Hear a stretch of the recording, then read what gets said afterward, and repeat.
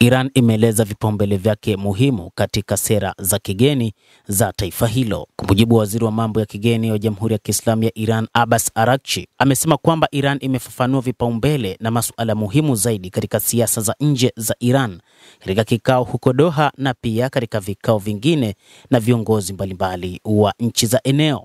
Araghchi aliwasili Doha, Qatar kwa ajili ya kushiriki katika mkutano wa 4 wa mazungumzo ya Iran na nchi za Kiarabu. Katika hotuba yake katika mkutano huo, ambapo ameeleza na kufafanua masuala muhimu na vipaumbele vya siasa za nje za Iran kabla ya kuelekea Doha, Araghchi pia alikutana na kufanya mazungumzo na Faisal bin Farhan, waziri wa mambo ya nje wa Saudi Arabia, huko Riyadh, mji mkuu wa Saudi Arabia, ambapo wawili hao walijadili na kubadilishana mawazo kuhusu uhusiano wa pande mbili na njia za kuimarisha uhusiano huo katika nyuga mbalimbali.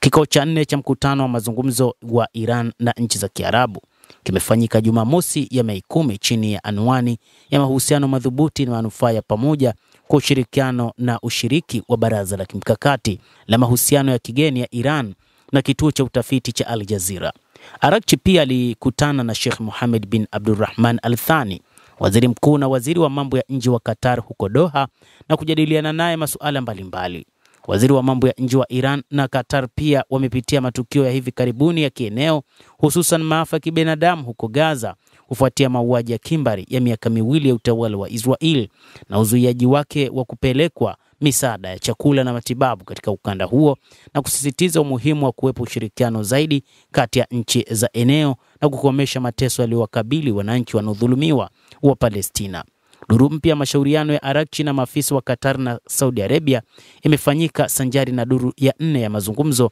yasiokuwa ya moja kwa moja kati ya Iran na Marekani, ambayo yanafanyika siku ya leo Jumapili ya Mei 11 huko Muscat, mji mkuu wa Oman.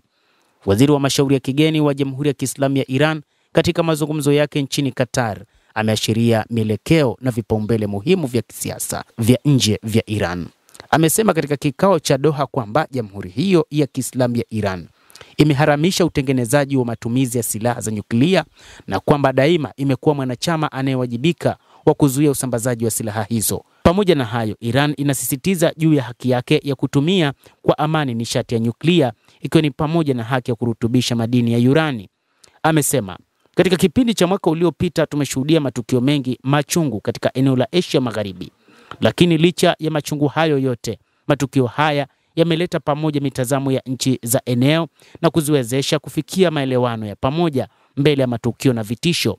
huku akiashiria kuwa lengo la utawala wa Israel ni kuvamia Gaza, lakini pia kuharibu na kudhoofisha na kuua maelfu ya raia wa nchi za Kiislamu na kukalia kwa mabavu ardhi za ndani za maeneo. Araghchi anasema, ili tukabiliane na maovu hayo, ni wajibu wa kisheria na kimaadili wa serikali zote za eneo hili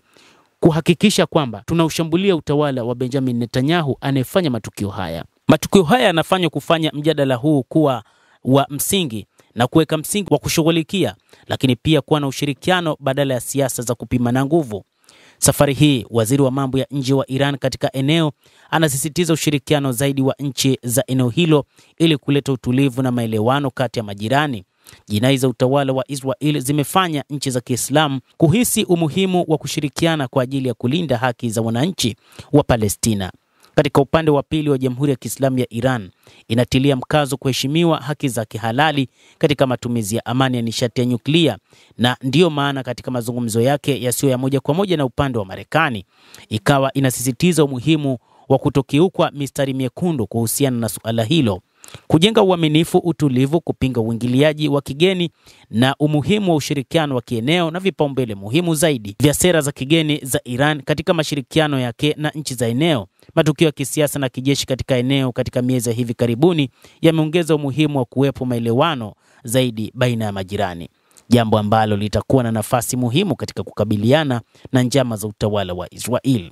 Mtazamo wa kidiplomasia wa Iran katika siasa za nje katika miaka hivi karibuni daima umekuwa wa kupanua ushirikiano na majirani wa nchi za Kiislamu, na makubaliano ya kieneo pia bila shaka yataimarisha uhusiano kati ya Iran na nchi za Kimagharibi. Endelea kuwa nasi na usisahau kulike, kucomment na kusubscribe channel hii.